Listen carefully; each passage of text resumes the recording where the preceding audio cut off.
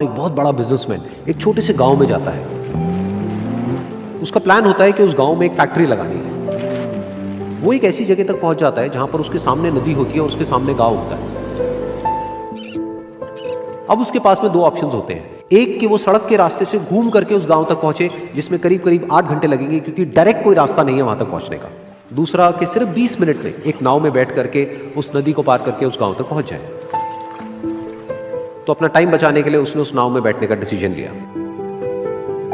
वो नाव बहुत ही छोटी सी थी, जिसमें एक तरफ एक आदमी बैठा था जो कि नाव चला रहा था और दूसरी तरफ ये बिजनेसमैन बैठा हुआ था। तो नाव में बैठने की थोड़ी देर बाद उस बिजनेसमैन ने उस नाव वाले से पूछा, तुझे पता है तेरी नाव में कौन बैठा है?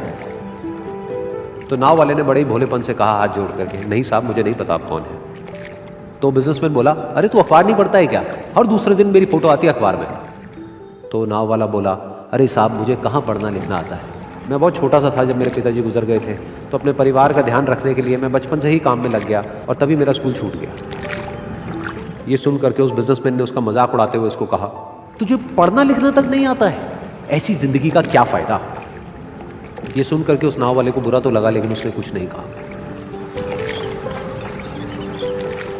थोड़ी देर बाद वो बिजनेसमैन उस नाव वाले से बोला, अभी कुछ ही दिन बाद ये जो सामने तू जमीन देख रहा है, यहां पर मेरी एक बहुत बड़ी फैक्ट्री होगी जहां पर हमारे ब्रांड की मिनरल वाटर की बॉटल्स बनेगी। उस नाव वाले को बात समझ नहीं आई। उसने कहा, क्या बनेगा साहब? तो बिजनेसमैन थोड़ा सा इरिटेट होकर के बोला कि हमारे यहाँ पर पानी की बोतलें बनेंगी जो तेरे गांव में नहीं बिकेगी लेकिन शहरों में बहुत बिकती है। अरे कभी तू शहर गया होगा तो तूने देखी होगी पानी की बोतलें रखी होती है दुकानों पर। फिर वो नाव वाला बोला, अरे साहब मुझे कैसे पता होगा, मैं तो कभी इस गाँव से बाहर गया ही नहीं। फिर वो बिजनेसमैन उसके ऊपर हंसते हुए बोला, तू कभी इस गांव से बाहर तक नहीं गया, तुझे पता ही नहीं कि शहर क्या होता है? अरे ऐसी जिंदगी का क्या फायदा? उसकी ये बात सुन करके उस नाव वाले को सच में लगने लगा कि मेरी जिंदगी शायद किसी काम की नहीं है। अपनी सोच की वजह से उसका नाव से ध्यान हटा और तभी नाव की टक्कर हो गई एक बड़े से पत्थर से, जिसकी वजह से नाव में पानी भरने लगा और नाव डूबने लगी। उस जगह पर पानी बहुत ही गहरा था और किनारा दूर था।